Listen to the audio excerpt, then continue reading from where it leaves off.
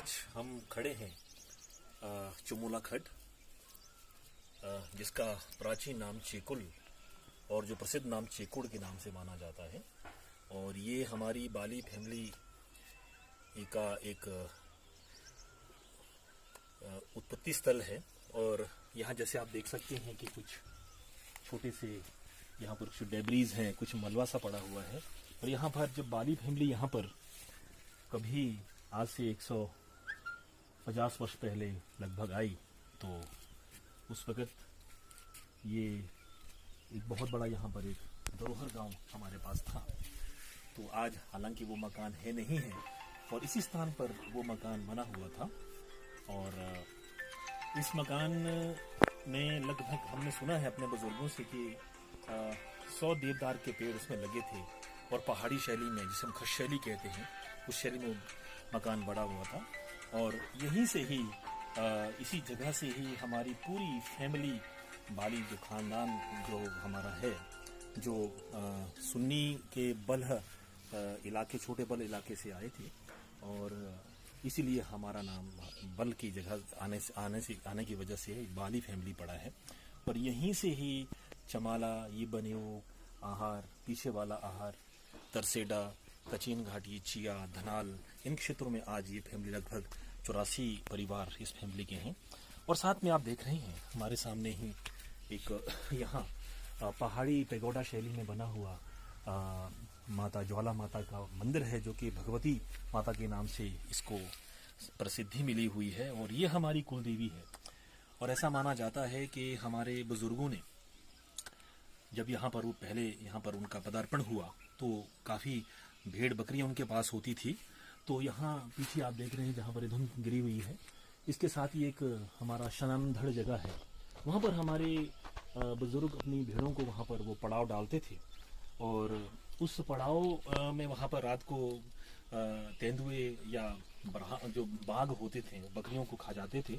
हमारे बुजुर्ग ने एक अरदास की माता ज्वाला जी से कि अगर मेरी बकरियों को अगर आप रक्षण देते हैं तो आपका एक मंदिर मैं यहाँ चमोला में यहाँ स्थापित करूँगा।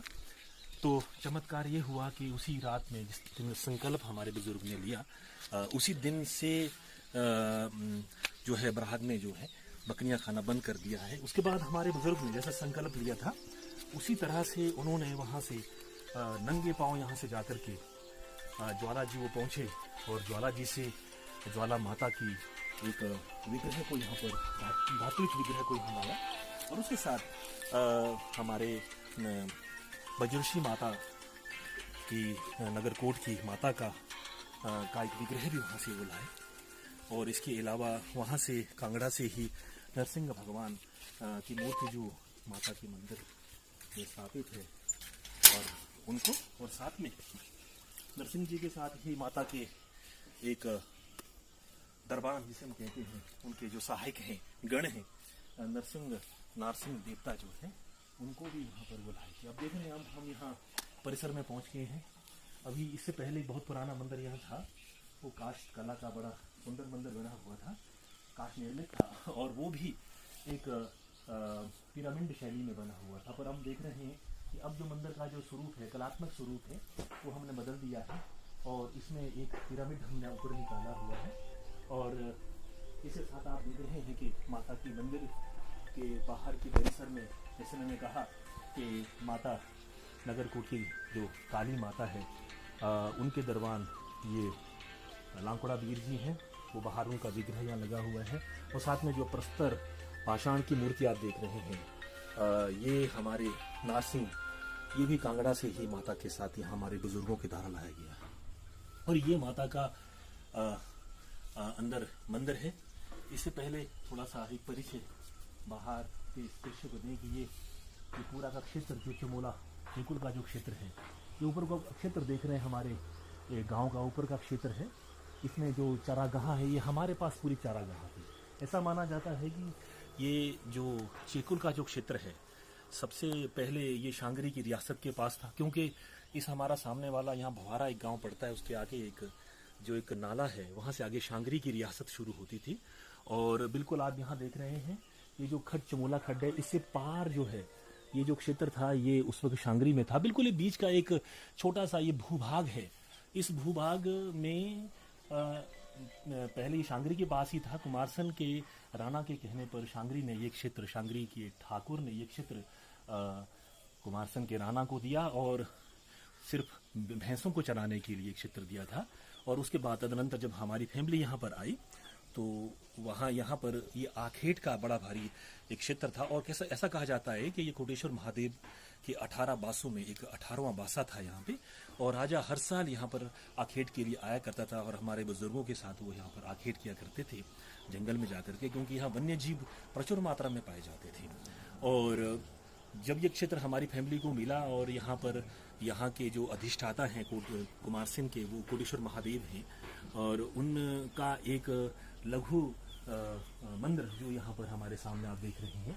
पहले ये मंदिर हमारे इस पुराने घर के अंदर ही होता था। हमारे जो ऊपर वाली जो मंजर होती थी, हम छांदड़ कहते थे, वहाँ पर इनकी स्थापना थी। और यहाँ पर इनका विग्रह एक गज के रूप में रहता है। और यहाँ पर 6 महीने बाद इनके जो प्रतिनिधि गूर होते हैं वो छमाही में यहाँ पर आते हैं और यहाँ पर उनका देवा आरोहण होता है और हमारे परिवार के लिए, सुख शांति के लिए, आशीष देने के लिए यहाँ पर वो आते हैं। साथ में आप देख रहे हैं एक छोटा सा और मंदिर है, यहाँ पर शिखर शैली का मंदिर बना हुआ है। यह हनुमान जी को समर्पित है, सामने वाला मंदिर है। और हनुमान महावीर जी हैं, वो बहुत पहले से ही माता के साथ यहाँ पर विराजमान है। ऐसी मान्यता है कि इस मंदिर में जब इस मंदिर माता की स्थापना हमारे बुजुर्गों ने करी, उस वक्त महावीर जी एक उनके रक्षक के रूप में, माता के भगत के रूप में यहाँ स्थापित हुए हैं। तो इतना सुंदर मंदिर यहाँ पहाड़ी शैली का बना हुआ है। और साथ में देख रहे छोटी सी यहाँ पर एक प्रतिमा है, प्रस्तर प्रतिमा है, हमारे खोड़ू देवता की है। तो ऐसा अनुमान है कि खोड़ू देवता भी, जैसे हम भज्जी से आए हैं तो भज्जी में खोड़ू देवता की, खोड़ू जो हमारे स्थान देवता होते हैं उनकी बड़ी मान्यता है। और ये हमारे वन्य जीवों से और हमारी फसलों का रक्षण करते हैं। तो इनकी भी यहाँ पर नित्य पूजा होती है। सामने आप देख रहे हैं खंडहर सा हमारा एक और मंदिर है जो उसका जीर्णोद्धार अभी होना है। ये गणपति भगवान का मंदिर है और यहाँ पर ये गणपति भी दूधाधारी माने जाते हैं। और जो भी हमारे पशुधन है उनकी वृद्धि के लिए, दुग्ध उत्पादन की वृद्धि के लिए जो है बड़े दूर दूर से यहाँ पर मान्यता है। पूरा सुन्नी क्षेत्र के लोग यहाँ पर अपने गाँव का रक्षण करने के लिए, किसी नज़र या की वजह से अगर उनकी गाय दूध नहीं दे रही है उसके लिए जो है यहाँ पर आकर के वो एक कुमड़ी लाते हैं अपनी, यानी घी का एक छोटा सा एक लुटिया लाते हैं। और यहाँ जो संक्रांति होती है वहाँ पर वो श्रद्धा सुमन स्वरूप उनको गणपति महाराज को प्रदान करते हैं। संक्रांति के दिन जो है गणपति महाराज की यहाँ पूजा होती है और दुग्ध के जो आहार उनके लिए बनता है, नैवेद्य बनता है, उसको यहाँ चढ़ाया जाता है। और सभी फैमिली के सारे लोग और बाहर के लोग भी यहाँ आकर के यहाँ पर अपना जो घी, जो भी सब मान्यता, मक्खन की मान्यता है, और साथ में छोटा सा रोट के लिए आटा और गुड़ साथ में यहाँ पर श्रद्धा सुमन जो है वो उनको भेंट करते हैं। तो आप देख रहे हैं कि हमारा ये मंदिर है। और अब हम मंदिर के अंदर के भाग में चलेंगे। तो ये मंदिर का अंदरूनी भाग जो है ये हमारी माँ का है। यहाँ पे जैसे हमारा ये मंदिर नया बना है और इस मंदिर की बड़ी मान्यता है। और इस माता को हम 2 भाग में इसको विभाजित करेंगे। तो इस तरह से यहाँ ये मंदिर की स्थापना हुई है। ये हमारी माता का गर्भगृह है। और जी तो यहाँ माता का विग्रह देख रहे हैं, माता ज्वाला जी चतुर्मुखी है, शेर पे सवार है, आप देख रहे हैं सामने ही। और साथ में आप देख रहे होंगे कि सामने में एक हमारी संगमरमर की मूर्ति भी है, ये बाद में स्थापित हुई है। और साथ में आप देख रहे होंगे एक प्रस्तर प्रतिमा माता की है। तो ये हाट जो हमारी हाटू की कालका माता है ये इसमें प्रतिष्ठित हुई है।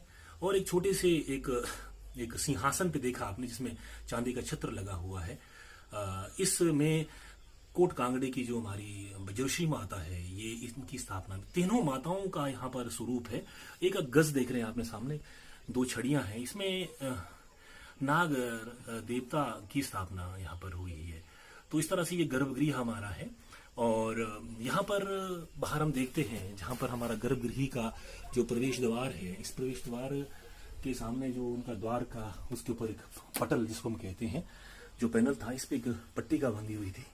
इस मंदिर की स्थापना जो है हमारे परदादा हरस्याही जी ने की, और उसमें लिखा था कि हरस्याही उनके जो पिता मोती थे और मोती के पिता रामी थे। उन हरस्याही ने यहाँ पर सम्मत 1939 में कांगड़ा के कोट कांगड़ा की माता ज्वाला माता और कांगड़ा के ही लांगोड़ा वीर और नरसिंह भगवान की जो मूर्ति यहाँ पर इस मंदिर में स्थापित की। तो लगभग आज से ये 140 वर्ष तक का जो इतिहास हमारे इस मंदिर का रहा है, तो इसकी यहाँ पर स्थापना हुई है।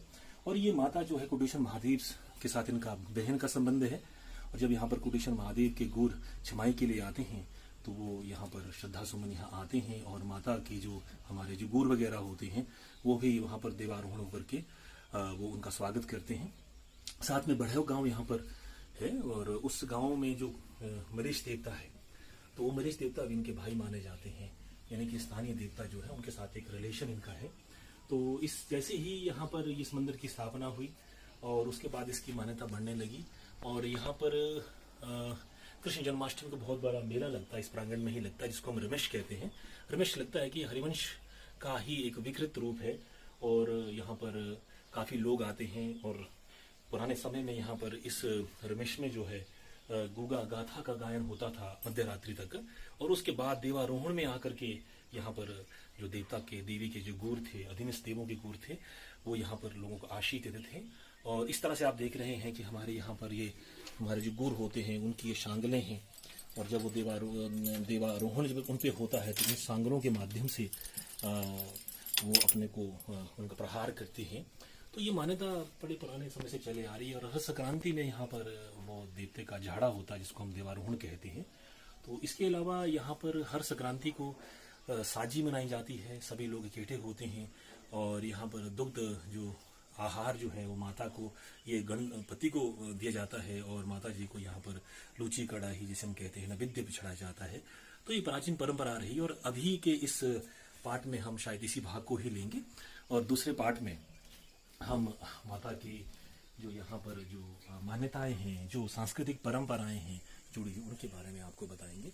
तो ये इतिहास है हमारी चमोला चेकुल की भगवती माता ज्वाला माता का है। सिद्ध जो इनकी पीठ है ज्वाला नाम से है, और इन यहाँ पर तीनों देवियों का वास है, ज्वाला माता का, नगरकोट की माता का, और हाटू में प्रतिष्ठित कालिका माता है। इन तीनों का यहाँ पर एक संयुक्त स्वरूप देखने को मिलता है।